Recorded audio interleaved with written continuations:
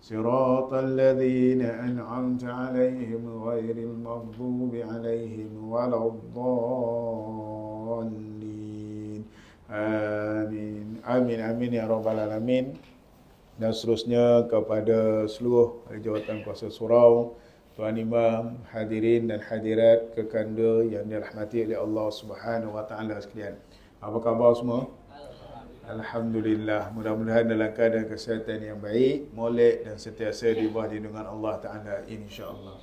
Jadi hadirin yang dirahmati oleh Allah, sama-samalah kita merafakkan syukur kepada Allah Subhanahu wa taala kerana kita dapat menunaikan solat maghrib secara berjemaah dan kita bersabar seketika dalam majlis ilmu. Mudah-mudahan ianya adalah sebagai amalan sunnah kita dan istiqamah kita sebagai umat Nabi Muhammad sallallahu alaihi wasallam.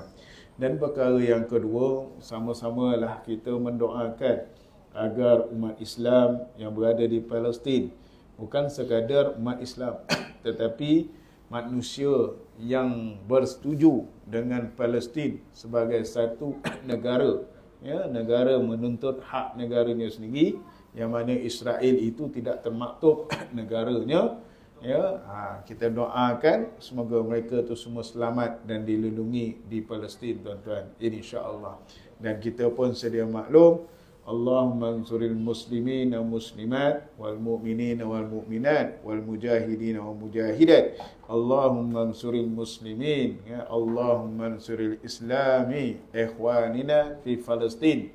Ya, mudah-mudahan Allah Taala membantu mereka dan berikan kejayaan kepada mereka insya-Allah. Dan seterusnya hadirin yang dirahmati, hari ini kita sambung kita punya perkongsian dalam kitab Indahnya Solat Berjemaah, tuan-tuan. Okey. Dan hari ini masuk berkaitan dengan muka surat 132 yang mana yang terakhirnya berkait rapat dengan keadaan untuk merapatkan saf dan kaki-kaki jemaah dalam saf solat yang kita terakhir itu. Dan ada yang dikaitkan dengan permasalahan isu yang berbangkit. Mungkin ada orang yang mengatakan bahawa jika kita merapatkan saf, maka itu akan menyusahkan para jemaah. Ya, maknanya menyusahkan para jemaah ketika hendak duduk tawarruk, duduk tasyahud akhir, tuan-tuan. Okey, iaitu hujung kaki kiri dikeluarkan sedikit di bawah kaki kanan. Maknanya bila rapat tu nak duduk tu kan susah, ya kan? Ya. Ada orang tu dia dah tak boleh dah kan, dia landing kat belah kawan. Ya, landing sebelah kawan. Lepas itu dah habis sembahyang bagi salam, masih lagi tak bongkar daripada landing tu. Dia tahan tu. Ya, dia tahan, dia landing, dapat kawan sebelah tu empuk, ya kan? Ontok ya dia, tuan-tuan. Okey. Itulah yang berlaku. Okey. Dalam keadaan ini akan menyebabkan seseorang itu terpaksa duduk di atas ujung kaki kiri orang yang berada di sebelah kirinya. Dialah akan duduklah kat sebelah kiri dia, tuan-tuan. Suasana begini tentu tidak menyenangkan para jemaah. Oleh itu ada kalanya mereka tidak merapatkan saf masing-masing, tuan-tuan. Okey, ini di kalangan yang tidak dapat saf masing-masing. Rapat saf kerana takut kena ke orang, tuan-tuan. Okey. Tapi perkara demikian tak ada masalah pun, kan? Rakan sebelah tu sabarlah sikit, kan? Tolong orang sebelah, kan, nampung, dapat gak pahala. Kita pula dah menampung kat dia, sekejap sudahlah. Kan, ngado pula sampai doa nampung itu. Pengsanlah kawan sebelah tu. Balik, kembali balik pokok pangkal diri sendiri, kan? Sedar diri masing-masing. Okey, tapi kalau rasa tak selesa sangat, boleh saja duduk seperti duduk tahiyat awal, tuan-tuan. Tasyahud awal, tuan-tuan. Okey. Dalam keadaan ini, tuan-tuan, pendapat dalam menguraikan permasalahan ini, dicadangkan agar mereka menghalakan jari-jari kaki ke arah kiblat. Secara tidak langsung, mereka dapat melakukan dua kebaikan secara serentak, iaitu mengamalkan sunnah, iaitu menghadapkan semua anggota badan ke arah kiblat.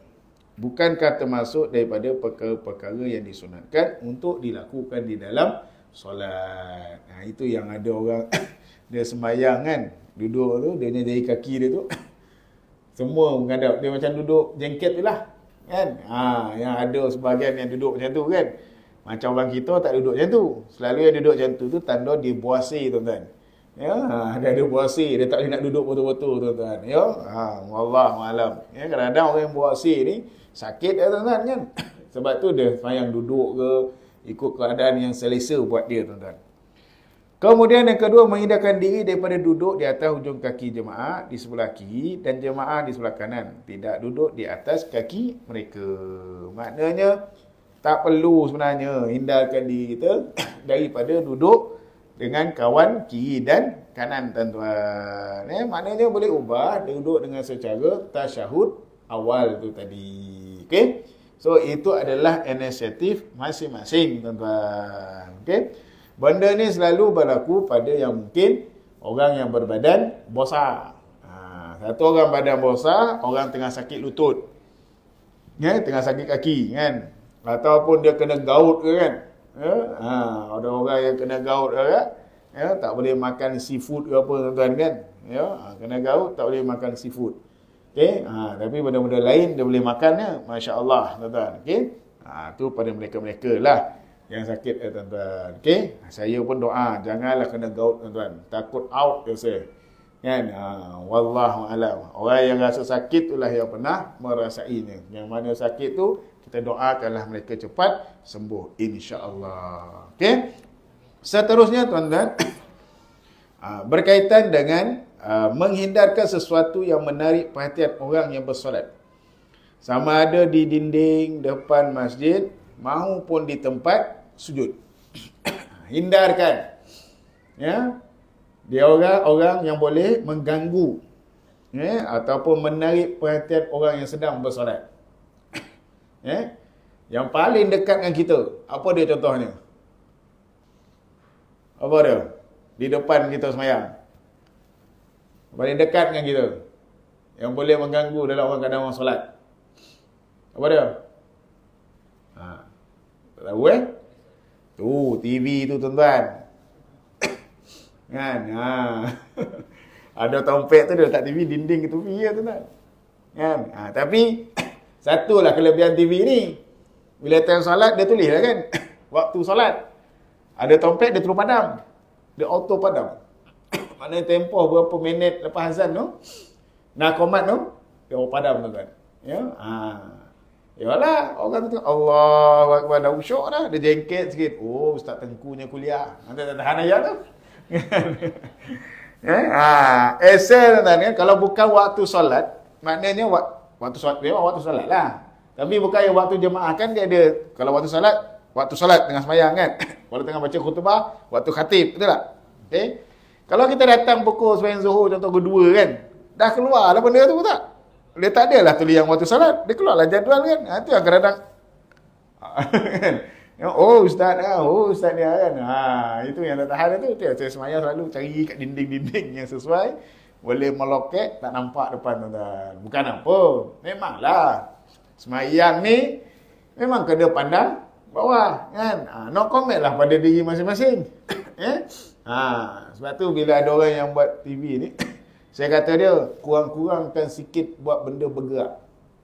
Macam video bergerak ke apa, kurang-kurangkan sikit.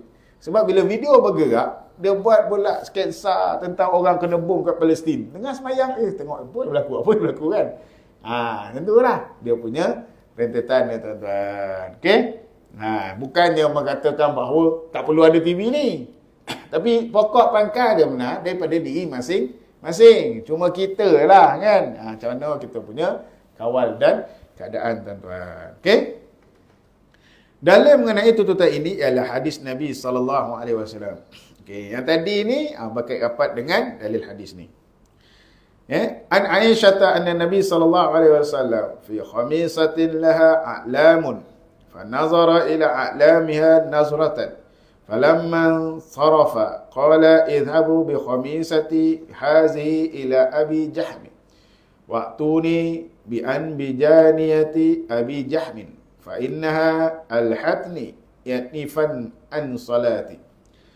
Maksudnya daripada Aisyah bahawa Nabi SAW salat dengan memakai khamisah.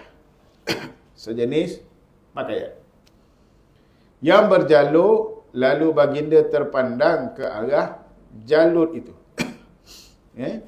Setelah selesai solat, baginda terus bersabda, memerintahkan para sahabat, pergilah kalian membawa khamisahku ini kepada Abu Jahl dan bawakan kepadaku anbijaniyah, pakaian yang tidak berjalur, kepunyaan Abu Jahl. Sesungguhnya pakaian ini, khamisah ini, telah melalaikanku daripada solatku sebentar tadi. Okey. Ni yang nak beritahu baginda sallallahu alaihi wasallam, solat dengan pakaian yang berjalur. Okey. Nabi sallallahu alaihi wasallam pakaian yang dia pakai, yang baginda pakai berjalur. Betul kan? Kita pula baju kita macam mana? Chelsea. Kan? Liverpool. Kan? Arsenal. Paling syok tu. Belakang kita siap tulis nama Messi. Kan? Ronaldo kan? Okay? So maknanya pandai-pandai lah kan tuan-tuan ni. Sebab tu kita ni, kelebihan kita ni, baju Melayu kita ni tu ada. Kita takkan ada baju Melayu yang jalur-jalur kan. Dulu ada trend sekejap. Pasal tak? Zaman tuan-tuan ada tak? Kan? Baju Melayu ada jalur-jalur kan? Sekarang dah tak ada. Dah orang pakai jalur. Cuma warna je lah yang dah menggelik-gelik tuan-tuan. Yang lelaki, okey, dia dah pakai warna, dah pakai baju Melayu, pakai jenis satu warna tuan-tuan. Tapi itulah waktu zuhur asar tu biasalah kita pergi kerja kan. Tak boleh nak elak lah benda tu. Tapi bukan pakai pada diri sendiri kan. Dapatlah perempuan lah, dia pakai telekung kan. Pakai telekung. Dapat cakap tu telekung berbunga-bunga kan. Akak belakang pula kira berapa bunga telekung ni kan. Tengah semayang dia kira ni bunga tu berapa biji bunga kat telekung kan. Yang tu lah. Janganlah pula akak balikkan terus tak pakai lagi dah. Tak ada. Nak beritahu. Yang mana baginda SAW, baginda sendiri pun sama juga tuan. Macam saya punya baju jubah saya ni. Pernah saya semayang. Saya semayang, member saya cek, Ustaz, ada jalur ke kau punya baju jubah? Aku tak tahan tu. Habis semayang dia tegur Jadi Nabi nak beritahu bahawa cuba kurang-kurangkan benda yang berada di hadapan yang boleh menarik perhatian dalam kita punya solat tuan-tuan. Macam kita lelaki pun bukan kadar baju ke, keblekat itu kan. Keblekat. Ada budak orang dia nilai kan tu. Ustaz ni pakai keblekat jenis apa? Betul tak ada? Kan keblekat kan dia tulis kat belakang kan, jenama mangga, gajah duduk kan, gajah terbaring, gajah terbiar. Kan? Betul tak? Gajah terbaring, gajah terbiar, apa benda lah. Kan? Mangga, manggis. Pak Warko kan. Di situ pun orang kata, wah kan, pakai keblekat jenama yang demikian tuan-tuan. Okay? So, maka dalam keadaan yang demikian, Nabi just beritahu bahawa kurang-kurangkan benda yang nampak di depan kita tuan-tuan. Okay? Dan dalam keadaan yang demikian, An Anas bin Malik kana kiramun li Aisyah satarat bihi janiban baitiha. Faqala Nabi sallallahu alaihi wasallam, amiti anna kiramaki hadha fa innahu la tazalu tasawiru ta'ridu fi salati. Maksudnya daripada Anas bin Malik, kain tabir yang berwarna-warni kepunyaan Aisyah telah digantung olehnya untuk melindungi sebahagian rumahnya. Sebab kita pun tahu rumah Nabi sallallahu alaihi wasallam sebelahnya adalah masjid tuan-tuan. Okay? Lalu Nabi SAW bersabda kepadanya, jauhkanlah kain tabirmu ini daripada kita, kerana sesungguhnya corak-coraknya sentiasa menggangguku dalam solatku. Corak-corak itu selalu mengganggu dalam solatku tuan-tuan. Sebab tu kita kalau depan cat elok tuan-tuan. Cukuplah. Tak payahlah nak bersorak ke apa tuan-tuan kan. Tapi zaman dulu pula, Kan dia letak ayat Quran, tapi dia tetap letak atas. Cuma kita lah, kita semayang ni, macam mana keadaan kita? Pandang bawah je ke, atau pandang sekeliling ke, ataupun pusing sekeliling. Kan? Gitu je lah. Sebab yang khusyuk pada semayangnya, kita kena pandang bawah, tuan-tuan. Okey? Clear Jelas So, maknanya penegasan Nabi SAW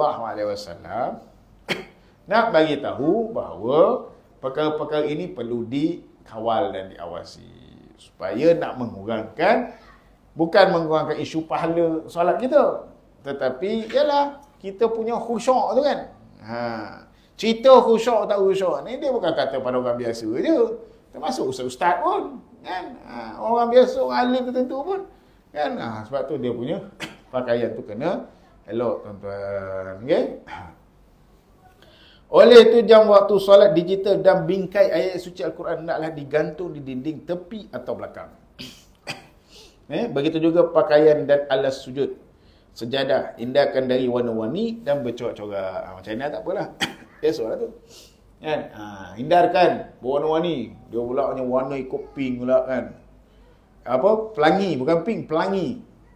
Siap ada pelangi, lepas tu ada pula dia punya kiran rumah, ada lah gunung ganang kan. Bila gunung ganang kita sujud, aku sujud tempat matahari yang sebelah sana gapo kan. Tuan-tuan. Ya. Sebab tu bila kita kat rumah, kita semayang pun kita mesti pakai sejadah. Kenapa? Sebab kapet kat rumah kan kapet mahal. Kan? Tuan-tuan beli kapet mahal yang mana-mana tuan-tuan beli ya kan? Ya, manalah tahu kan? Ya, daripada Turki kan? Daripada Kazakhstan kan? Kan Kazakhstan ya. Jadi lawa-lawa kan. Tapi kalau pakai sejadah kosong ya. Barulah datang kan khusyuk dalam solat. Sebab tu tuan-tuan kat rumah tu yang paling penting tu. TV jangan diletak dekat tempat ngadap kiblat. Kan? Contoh kiblat sini TV tu depan tu. Tu tak tahan tu. Kita tengah sembahyang, rumah tak bosan. Kan? Lepas tu pula anak pasang cerita Upin. Tengah sembahyang dah teringat Kak Ros tuan-tuan kan. Teringat Kak Ros bila lah Kak Ros nak kahwin ni kan. Tu tak tahan tu. Kalau cerita Upin. Kalau cerita apa benda cerita baru sekarang ni kan. Ya, wallahu alam. Saya sekarang ni kat TV saya pasang yang apa ni? YouTube pasal Palestin lah. Tuan-tuan, saya tak suka sangat tengok yang minta maaf lah ya. Video-video orang Malaysia dapat. Video-video orang Malaysia dapat ni, lepas tu bawah siapa nak dema. Kan? Habis ceritanya tentang orang Palestin yang konon seorang mati tu. Tuan-tuan pasal nak? Cuba tuan-tuan tengok video Palestin, tengok Facebook Israel. Saya tengok Facebook Israel, gambar perempuan-perempuan yang tentera kan. Tentera tengah happy kan, nak pergi berperang tu. Lepas tu tengok pula Palestin tangkap perempuan yang tentera kan. Weh, sama gambar. Hadap lah kan. Beza kan orang Palestin tahan tawanan macam mana dengan orang Zionis yang menahan orang Islam macam mana tuan-tuan. Sebab tu mereka tu perlu dihancurkan. Setiap malam sebelum tidur saya doa, ya Allah, semoga the end of this October happy ending. Happy ending the end of this October. Target. Maknanya happy ending buat Palestin tuan-tuan. Faham? Hancur banyak benda kan. Tapi mereka pun dalam ketakutan tuan-tuan. Kita tengok video, bayangkanlah video Israel di sini rakam. Kan? Yang pro Israel lah rakam bagaimana tentera dia kena tahan kat kereta kebal. Lepas tu kena tangkap, bawa heret ke bawah. Lepas tu bawa masuk dalam terowong tu tuan-tuan. Masya-Allah. Kalau tengok terowong tu macam siapa pernah pergi Vietnam. Pernah tak tuan-tuan pergi Vietnam? Tak pernah Kalau yang tak pernah tu nak ikut saya tahun depan, jomlah. Mainlah kita ramai-ramai. Jangan risau, saya tak ikut package dia tuan-tuan. Ikut harga yang ditetapkan je. Tak ada ambil lebih-lebih dia tuan-tuan. Nak ikut saya lah kalau pergi Vietnam tuan. Tapi pergi dua tompek. Satu dalat, satu lagi promo pula. Astaghfirullahaladzim. Tapi dekat Vietnam tu yang macam tentera Vietnam dulu perang dengan US lah. Ya, macam mana dia punya terowong. Tu apa? Cuci tenal kan. Cuci tanah dalam tu, macam tu dia buat. Masya Allah. Sebab peperangan terbuka dia memang kena ada keadaan demikian, terutama di padang pasir ke apa kan. Tu yang saya tengok malam-malam anak saya bangun dia, ayah tengok apa ni? Tengok orang kita perang. Sodap pula kan. Tapi tuan-tuan, kita kena tekad dalam hati kita. Kadang-kadang sedih ada orang tanya. Tak berdosa ke orang Palestin yang pergi serang dulu kat Israel tu? Wah, la ilaha illallah. Sebab Israel dah serang di Palestin tu daripada tahun 75, daripada tahun 48. 75 tahun dah. Dia nak buktikan sejarah 75 tahun dapat Palestin. Dan lebih-lebih lagi tahun depan adalah tahun ke-100 kejatuhan Kerajaan Uthmaniyah. Dia nak ingatkan numbering. Jadi mudah-mudahan tahun depan kejatuhan 100 tetapi Palestin berjaya. Kita doakanlah tuan-tuan. Mudah-mudahan insya-Allah. Ya, kita harapkan sangat. Ya, kita tengok pun bukanlah nak kata apa, ada Yahudi yang duduk kat Palestin, dia pun tak suka pada Zionis Israel kan yang buat serangan tuan-tuan. Kita doakan mereka. Sebab mereka tu. Cuma itulah kan, agak-agak kan kalau ada satu flight kan turun kat sini siapa yang akan ikut pergi Palestin. Agak-agak ramai yang tak daripada surau ni. Flight tu turun dekat depannya, dia ambil orang sebelah selatan ni kan untuk pergi ke Palestin. Rasa ramai yang tak turun ni. Kan? Ramai ya? Alhamdulillah, syukur pada Allah Taala. Ya? Syukur pada Allah Taala. Ya, ramai alhamdulillah. Takut alamak bini ada 3 kat rumah. Bini kan wallah malam. Jom kita doa. Yang penting bukan suami. So, penting tu kena jagalah tuan-tuan Doakanlah mereka. Saya doa memang biarlah happy ending. The end of this Oktober tuan-tuan. InsyaAllah mudah-mudahan tuan-tuan. Okay. Kemudian memenuhi saf di hadapan terlebih dahulu sebelum membina saf berikutnya. Ini paling penting lah. Okay. Penuhkan saf. Setakat ini insyaAllah lah. Kedudukan tempat di kita ni mereka akan penuhkan saf. Walaupun masjid tu lebar berjalan tu daripada sana pergi ke ujung. Alhamdulillah lah. Setakat ni tak nampak lah berlaku tak penuhkan saf di depan. Cuma yang kita ni kekurangan kita, kelemahan kita tu je lah. Sebab kita tak rapat saf. Yang kita kena belajar untuk bagaimana nak rapat saf sebaiknya tuan-tuan. Memenuhi saf di hadapan terlebih dahulu sebelum membina saf berikutnya. Dalil mengenai tuntutan ini ialah daripada hadis Nabi SAW. An Anas bin Malik radhiyallahu anhu anna Rasulullah sallallahu alaihi wasallam qala atimmus safal muqaddama summa alladhi yalaihi fama kana min naqsin falyakun fi saffi muakhar. Maksudnya daripada Anas bin Malik radhiyallahu anhu bahawa Rasulullah sallallahu alaihi wasallam bersabda, sempurnakanlah saf hadapan terlebih dahulu, kemudian diikuti dengan saf seterusnya. Jika saf itu mempunyai kekurangan, tidak ada ruang kosong, maka berdirilah di saf belakang. Ini clear lah. Depan tak ada saf, penuhlah yang buatlah belakang. Berkenaan dengan saf yang baru, saf tersebut hendaklah dimulakan dari tengah masjid, iaitu selari dengan kedudukan imam. Dalilnya sudah disebutkan sebelum ini, iaitu di hadis ni. An Abi Hurairah radhiyallahu anhu qala Rasulullah sallallahu alaihi wasallam wasitul imama wasuddul khalala. Maksudnya daripada Abu Hurairah radhiyallahu anhu beliau berkata, Rasulullah sallallahu alaihi wasallam bersabda, "Hendaklah kamu semua meletakkan imam di tengah-tengah dan rapatkanlah ruang-ruang kosong." Okey? Maknanya belakang kepada imam tuan-tuan. Okey? So, yang tu dekat masjid lah. Macam kita kat surau, sewajarnya mulakan daripada kanan tuan-tuan. Okey? Tapi dalam keadaan berjamaah, kalau yang lebih afdal yang mana? Surau ke masjid ke apa tuan-tuan? Ia tetap tiada halangan di belakang imam, makmum penuh, sambung dengan imam. Tak makmum, tak ada masalah tuan-tuan. Okey? Tak ada isu yang berbangkit tuan-tuan. Okey? So kita clear, boleh tidak ada halangan tuan-tuan. Yang paling penting, yang paling utama muhtana, penuhkan saf di hadapan dahulu tuan-tuan. Okey? Jelas clear Ada apa-apa pertanyaan tuan-tuan? Yes sir. Okey. Dia buat saf kedua. Okey. Tapi dia ambil sebelah kiri. Ah. Yang tengah ni tak ada dah 2-3 orang. Okey. Tapi dia ambil sebelah kiri. Ini yang kita kena perbetulkan. Kita dah ada bau dah masuk ke tengah. Tahu. Tapi dia buat bodoh je. Okey. Ya. Abang dah tanya dan abang dah jawab dah dengan jawapan yang tersebut. Maka bila dia dah buat bodoh ya, biarkanlah dia dengan dunia dia. Itu je lah bang. Sebab orang ni dia memang kita tak boleh nak kata. Susah nak dengar kata. Bila orang dah susah nak dengar kata, apa perlu buat? Dengar kita nak pukul dia, nak belasah dia, tak boleh. Nak budak kan, nak tarik, tak boleh. Dah macam tu cara panggil dia, kita doa, ya Allah ya Tuhanku, bukalah hidayah kepada dia. Macam tu je lah tuan-tuan. Okay?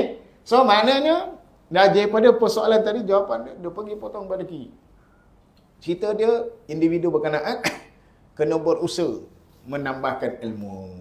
Kenapa? Ilmu je, tengah-tengah, ataupun daripada belah kanan. Kecuali lah kalau kita nak semayang berjemaah dengan dia. Contohnya, abang tu duduk kat tiang tu kan. Dia semayang seorang. Kita nak berjemaah. Nak pergi kanan, dia tak boleh. Sebab ada tembok. Kita masuk belah kiri. So, tak adalah masalah. Itu tidak ada apa-apa isu. Tapi yang tu, kita panggil dia. Tak nak juga ke tengah. Dia masih lagi kat situ. So, abang, hiduplah dengan dunia abang. Tu je lah cara dia. Nak bagi nasihat, tak boleh dah nak bagi nasihat masa tu lah. Sebab dia tak nak dengar, tuan-tuan. Okey? Jelas kan? Kan bukan apa. Kan kita marah kan, abang tak belajar kau. Sini kau. Dah jadi lain pula kan. Dia sama juga, tuan-tuan. Kita kadang-kadang jadi terasa pula. Kita nak suruh tarik dia rapat. Dia buat teruk kan? Dia buat tak tahu je. Satu dia buat tak tahu. Dia dah tarik kita dah tarik dia rapat, dia pergi ke sana lagi. Sakit hati tengok kan.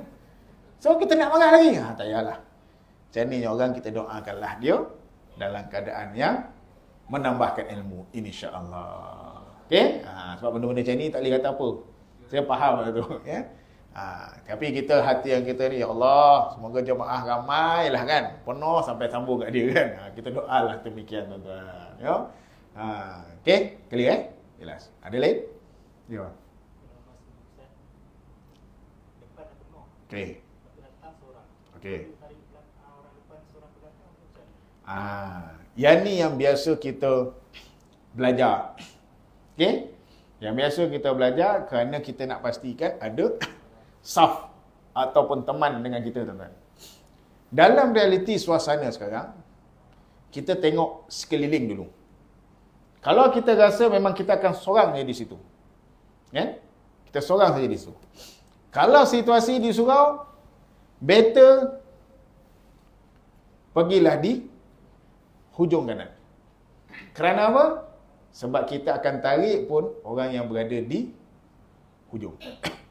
Faham Sebab kita nak mengurangkan risiko pergerakan. Faham? Maknanya kalau seorang ni dah ke belakang, akan berlaku tak ensort? Gua ke kanan lah, bukan ensort kan. Ensort kan semua berlutut.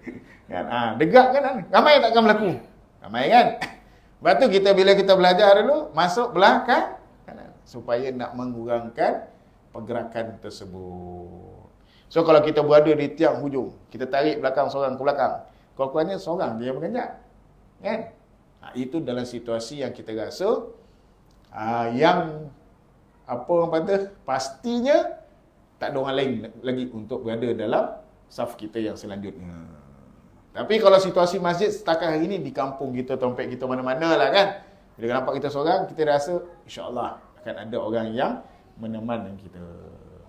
Yang paling bahaya, paling masalah, dia tepuk ke depan, pergi belakang, dia pula pergi depan. Itu memang masalah nama tu. Yang tu, kita beri salam, batal kau solat, cekek kepala dia. Itu melampau nama. Kan? Dia tarik orang ke belakang, lepas tu dia pula yang pergi ke depan. Itu tak kena namanya. Okey? Jelas Clear sebab tadi bukan tak boleh kita buat di tengah. Sebab kita nak mengurangkan pergerakan jemaah yang lain, tuan-tuan. Okey? Dan kita pun kena faham. Okey. Ketika itu orang dah tarik seorang pergi ke belakang. Dia dah semayang. Kita pula datang kemudian. Kita nampak kosong tu.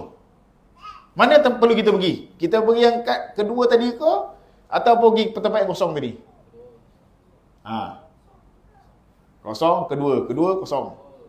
Kedua. Dia kena melintas juga orang tengah sembahyang. Tak.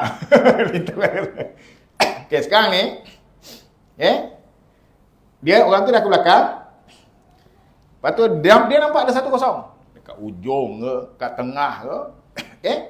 Dia perlu sambung kat dua tu ke ataupun pergi tempat kosong?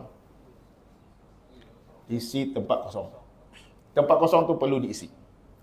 Tak perlu dia nak memenuhi kat belakang. Diisi tempat kosong. Faham? Jadi kata nanti kan dia melintas kat orang tu kan. Kena pandai-pandai lah. Sebab kalau ikutkan pergerakan tu dah berlaku, mungkin akan ada laluan yang lain. Itu je lah yang kita akan fahamkan keadaan tertentu. Kita ni pula jangan pula kita pergi tolak orang yang tengah sembahyang tu, pergi depan, aku ke belakang ni. Itu pun tak boleh, tuan-tuan. Okey? Jelas Clear ada pertanyaan lain?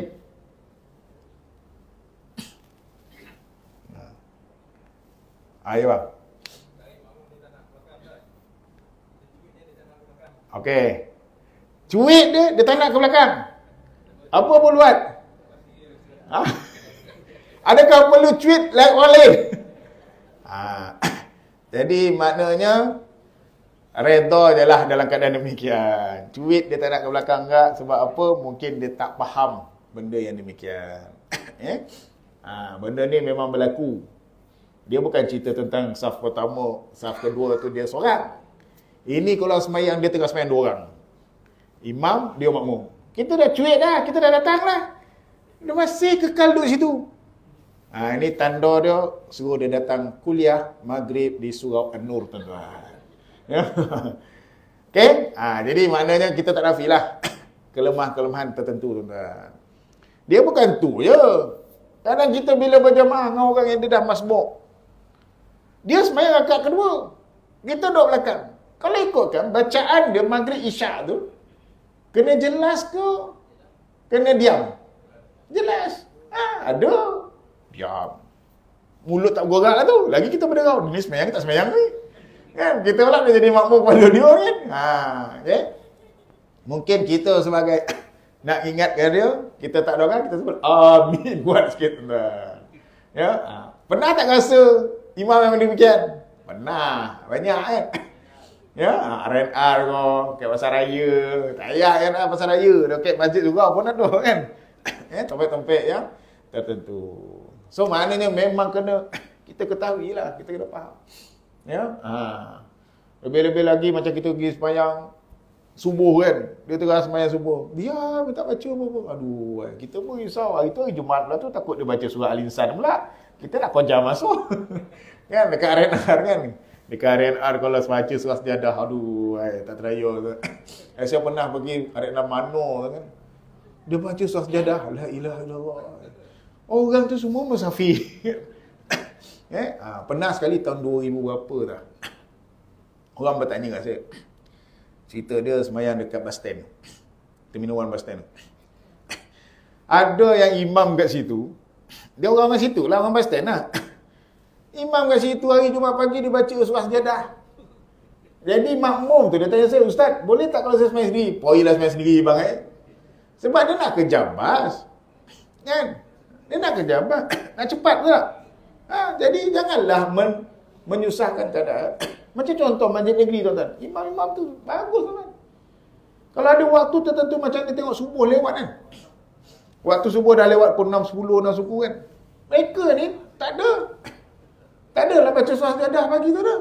Sebab dia tahu tempat transit orang nak pergi kerja pagi. Kan? So kita kena ambil maklum dan kita kena faham situasi dan suasana ketika itu, tuan-tuan. Kalau imam tahu suasana dan situasi ketika itu tandanya imam tu cenyah, tuan-tuan. Ya? Sebab apa? Sebab orang nak mengejar masa. Bukan kejar masa, bukan kejar dunia. Pergi kerja pun akhirat juga. Kan? Jadi jangan tu yang pernah berlaku tu orang tanya, Ustaz, maaf saya semayang sendiri Ustaz. Tak ada, ya Ustaz, semayang sudah ada. Ada tu waktu biasa orang tu, dibaca lah imam tu baca surah Al-Baqarah. Panjanglah tu. Kan? Jadi dia nak kejar masa, salah kata saya seorang-seorang. Tak apa bang. Ini Allah Ta'ala tu maha mengetahui. Jangan abang buat makmum yang kedua, sudahlah. Kan? Buat berjemaah yang kedua, tu tak syok lah kan. Ya? Sebab kita afdal satu dompet, satu makmum dan imam. Okey? Jelas Clear Ada lain? Tak ada. Sikit yang last terakhir tuan-tuan. Okey, berkenaan dengan saf yang baru, saf tersebut adalah dimulakan dari tengah masjid, itu selari seperti mana yang rapatkanlah tu. Dan yang terakhir memberikan kerjasama apabila ditarik untuk merapatkan saf. Ini dah sampai dah tahap ni. Memberi kerjasama apabila ditarik saf. Makmum yang berdapati ada ruangan kosong di sisinya, hendaklah menarik makmum di sebelahnya supaya merapatkan saf. Imam merupakan paksi ke arah mana seseorang itu ditarik. Bagi jemaah yang berada di sebelah kanan imam, mereka berhak menarik orang yang berada di kanannya. Manakala jemaah yang berada di sebelah kiri imam pula, mereka berhak menarik orang yang berada di sebelah kirinya. Dalil yang menunjukkan galakan supaya merapatkan saf ialah daripada hadis Nabi SAW, daripada Ibn Umar radhiyallahu anhu bahawa Rasulullah SAW bersabda, "Perbetulkan kedudukan saf-saf salat, sama kalah antara bahu-bahu, tutuplah ruang-ruang kosong dan melemah lembutlah semasa mengajak saudara-saudara kamu meluluskan saf-saf salat." Melemah lembut. Cepat sikit lah. Cepat sikit. Itu tak payahlah. Tu tak lembut dah nama kan? Jangan sesekali kamu semua meninggalkan ruang-ruang kosong di antara kamu semua untuk syaitan. Siapa yang menghubungkan saf dengan meluruskan kaki dan bahu, maka Allah akan menghubungkannya dengan pahala dan rahmatnya. Dan siapa yang memutuskan saf, tidak suka mempunyai tempat yang kosong, niscaya Allah akan mengutuskannya daripada mendapat pahala. Masya Allah, hebat. Kelebihan melurus dan merapatkan saf, tuan-tuan. Janganlah malih-malih, janganlah takut-takut untuk merapatkan saf. Sebab apa? Covid dah tak ada dah. Walaupun ada, kita buat apik kan. Mana ada orang buat apik, tuan-tuan. Ada sekali tu, saya pergi klinik, saya pun demam, dia pun demam. Saya demam, tak adalah Covid. Dia demam, dia Covid. Dia buat dek, dah letakkan mask. Kan? Orang sekarang buat dek, buat selamba kan. Tapi saya duduk sebelah dia. Yang tak tahan itu saya duduk sebelah dia. Saya baik saya tak kena Covid, tuan-tuan. Ya? Sekarang ni ada kena Covid. Cuma under control lah kan. Tak adalah merisaukan. InsyaAllah. Okay. So semayang rapatkan saf. Jangan tak rapatkan saf. Bila rapatkan saf ini, InsyaAllah bahu ke bahu, kesatuan kita akan kuat, hati kita akan kuat untuk menjaga umat kita, umat Nabi Muhammad SAW. Okay. Ada pun dalil yang menunjukkan keharusan menarik jemaah di sebelahnya dalam solat untuk membetulkan saf ialah hadis riwayat Abdullah bin Abbas yang telah disebutkan. Selain itu, hadis berikut juga membantu memahami perkara yang sama. Nanti insya-Allah akan datang, kita akan sambung berkaitan dengan hadis Nabi SAW ini, tuan-tuan. Ini yang kadang-kadang kalau tuan-tuan belajar semayang sebelah harap, dia nampak aja tengah rukuk tu ditarik gitu. Kan, tengah rukuk, sama-sama rukuk tengah semayang ditarik gitu, tuan-tuan. Kan? Dia perkara yang utamanya dia menitik beratkan kelebihan kepada merapatkan. Walaupun orang kiri kanan kita tu memang kita anti. Yang sakit, dia kuduk sebelah lagi. Yang sakit, dia kuduk sebelah lagi. Kan, tuan-tuan? Ya, tak kira lah kan, bila semayang, dapatkan saf. Ya, insya-Allah. Ya, manalah tahu kan, duduk berjiran. Dia bergaduh dengan jiran sebelah tu. Tiba tasmen Jumaat terpaksa pula duduk sebelah. Kan? Janganlah dijarak kan. Ya. Duduk jelah sebelah-sebelah sama-sama. Ya. Mungkin rapat itu akan merapatkan balik jalinan ukhuwahnya tadi balik, tuan-tuan. InsyaAllah. Okey? Jadi saya rasa sekadar itu saja perkongsian kita. InsyaAllah kita akan sambung lagi, tuan-tuan. Kita tutup dengan tasbih kafarah dan suratul Asr. Subhanallah. Bismillahirrahmanirrahim. Sallallahu alaihi wasallam. Ya Tuhan tawassul haq wa tawassul sab. Dan akhir kalam saya, tingkatkan prestasi, kurangkan kontroversi, tingkatkan ma'ruf, tinggalkan mungkar. Wabillahi taufiq wal hidayah. Assalamualaikum warahmatullahi wabarakatuh. sedikit untuk promo, hari Khamis pagi kita ada buat muslimah berselawat di Masjid Seri Sendayan. Ya, target crowd 3,000. Sekarang dah menjawab 2,000 orang, tuan-tuan. So, kalau rajin, datanglah di Masjid Seri Sendayan. Macam-macam artis ada, tuan-tuan. Program tu setengah hari dan ada persembahan semua. Dia memang dia kumpulkan muslimat-muslimat, tuan-tuan. Yang lelaki muslimin pun boleh datang, tapi jangan rapat dengan muslimat. Ya. Dan kemudian yang keduanya kita ada program Carnival Zikir. Maknanya majlis zikir di Masjid Tuanku Mukhlis Jempol. Kalau ada kelapangan lah, hari Jumaat bermula pagi sampai Sabtu malam. Dia punya grand dia tu adalah Sabtu malam.